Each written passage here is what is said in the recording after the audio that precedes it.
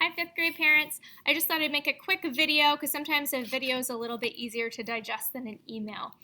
So I wanted to go over what our fifth graders have been working on. We've had a great first week. Students have been really attentive and really focused. At the very beginning, that's when students are the most detailed oriented on their instruments. So we want to kind of grab them in that spot so we can really make the most of those beginning sounds when we're working on embouchure and hand position and all of those things. So I just wanted to go over quickly what students should be practicing at home, kind of what their practice expectations should look like. So one of the biggest questions I'm asked is how much should students be practicing? And because playing an instrument involves so much muscle memory and endurance, it's in that way it's a lot like a sport. It takes time. We don't just like get good at a song by practicing it once. So we find that students have the greatest success if they practice for shorter periods of time on a consistent basis. So for our fifth graders, I recommend 20 minutes a day, 4 to 5 days a week. Because they need to break it. Some students, it might be helpful instead of doing a 20-minute chunk to do a 10-minute chunk, take a break, and do another 10-minute chunk. But those shorter practice sessions happening multiple times a week are going to help students build that muscle memory, build that endurance, and it's going to make it easier and less frustrating. And it's also building consistency. So for what students should be practicing, this week your child received an I Play, You Play video. They are about 15 to 20 minutes long, depending on the instrument. They'll either have a video of myself or a video of Mrs. LeBourne, and that video goes over all of the skills we worked on in class this week, and it also adds one new skill, as sort of hopefully a little bit of a motivator for them. We're asking students to practice along with that video in its entirety at least 4 times between now and next week. So they're going to sit down and practice. It's kind of like they're having their own little private lesson where they get to see us modeling and they're playing back. So it's literally I play and then they play. Most of the things we assign students on their instruments will require multiple practice sessions at home over a period of days because again they're building that muscle memory, they're building that endurance. It takes time for their brain and fingers and muscles to process all of that information.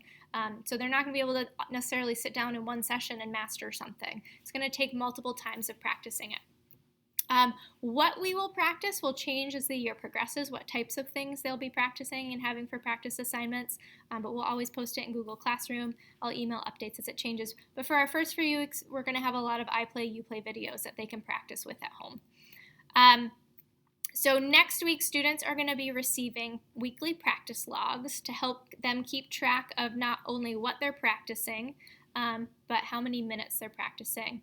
These are going to be an assignment in Google Classroom that they'll be due every Tuesday, and their students can edit them throughout the week. So as they do a practice session, they can just go in and mark. They're going to mark what they practiced, and then how many minutes they practiced that for. The whole goal of the practice logs is to help students build consistent practice habits and help them understand the correlation between regular practice and progress on their instrument. I think one of the things at the beginning can be hard is like you're not instantly this professional musician, so it's kind of show them, okay, if you put in the time and the effort, you do progress. So students will be getting those next week, and we'll start working on those. And sometimes I get the question from parents, like, I don't play an instrument. How can I help my student practice?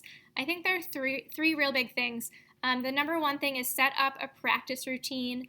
Establish a time to play each day in the same space, a quiet space.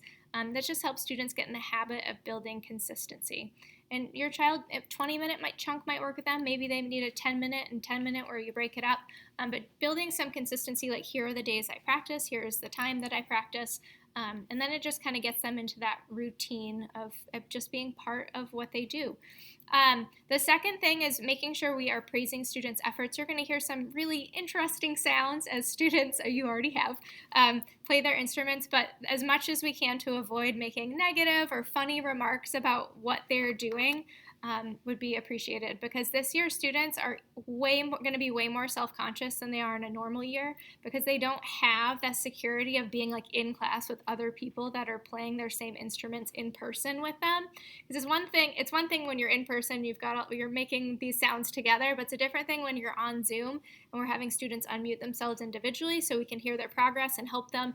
So students are probably going to be a little bit more self-conscious. So the more encouraging and positive we can be, no matter what we're hearing, that would that's a really good way to support your child. And the third thing is just ask questions. If you don't know how to read music, that's fine. You can ask your child what those symbols mean. The more you ask them, it gets them to think. They can kind of teach you, which is always exciting for them. Ask them to explain what they're practicing, or if they're running into a roadblock, be like, okay, well, what did you do in class? What did Miss Ramsey or what did Mrs. LeBourne talk about when you get stuck? What are some things you can do? So when you ask questions, that kind of makes them, instead of kind of breaks down that frustration a little bit for them when they get stuck on things, and can kind of help talk through it. So that's kind of the rundown. Kind of our expectations for how often students will be practicing, what they are practicing this week with those videos. And those weekly practice logs, those will be coming up. We'll send out more information about those and how you can help. So I hope you have a lovely weekend, and hopefully we're hearing those sounds improve and students are still excited about those sounds on their instruments. Have a great weekend. Bye.